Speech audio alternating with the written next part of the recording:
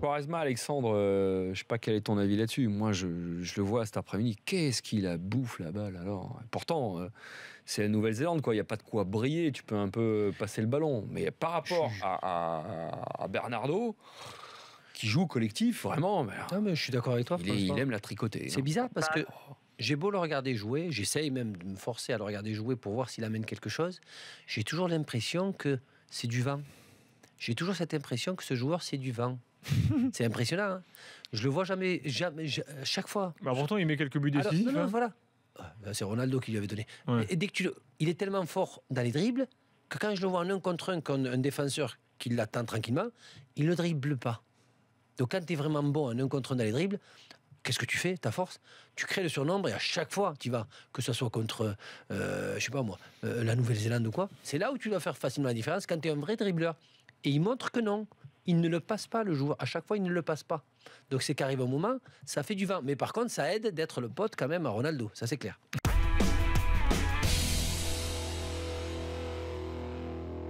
Très, très bonne idée. Parce que s'il y en a un qui peut nous faire passer un cap au niveau de l'efficacité offensive, c'est un Agüero beaucoup plus qu'un Di Maria, beaucoup plus qu'un Draxler, qu'un Lucas, qu'un Pastore, parce que ce sont des joueurs qui vont apporter les actions offensives. Ça, on a. On a du Pastore, du Verratti qui peuvent amener ça devant. Mais des finisseurs et cliniques en Europe des attaquants, tu as Messi, tu as Ronaldo, Lewandowski, Cavani et Agüero. Mais t'as déjà Cavani. Et alors? Tu les fais genre. C'est vrai. Non, je m'en fous. Tu enlèves n'importe qui. Tu as Agüero, Cavani, tu fais ton équipe par rapport à Agüero, Cavani, et Unai Emery, il fera ça.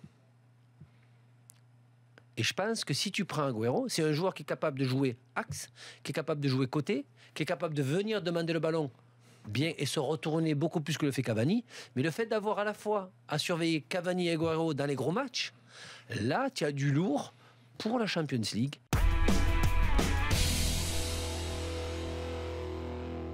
Qu'il arrête de parler dans les médias avant que les choses soient claires pour lui et pour le Paris Saint-Germain.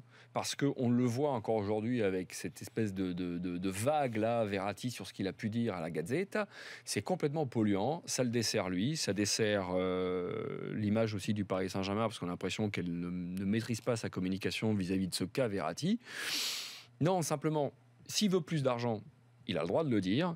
Et si son ambition était simplement, et je le crois, de dire, le slogan c'est quoi? Dream bigger. Aujourd'hui, moi, rêver, c'est plus mon problème. Moi, ce que je voudrais, c'est que le club m'offre des garanties comme quoi on va construire à nouveau une équipe compétitive. Alors, il n'est pas en train de dire à Antero Henrique qui il faut recruter, évidemment, sinon je gueulerais en disant attends, reste à ta place.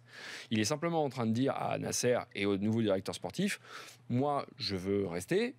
Ok, revalorisation salariale, ça, on l'a tous compris, mais montrez-moi aussi que les ambitions seront bien là. Et ça, qu'ils le disent à un autre moment, qu'ils le disent une fois que c'est fait, une fois qu'il s'est mis d'accord avec le Paris Saint-Germain, ou pas. Là, je trouve que sa communication, une fois de plus, elle est maladroite, et j'ai envie de lui dire, arrête, ça suffit maintenant, tu te tais, tu travailles en coulisses avec ton agent et avec la direction du Paris Saint-Germain, et puis une fois que c'est signé, ben, là, tu communiques, et puis si ça se fait pas et que tu pars, bon vent.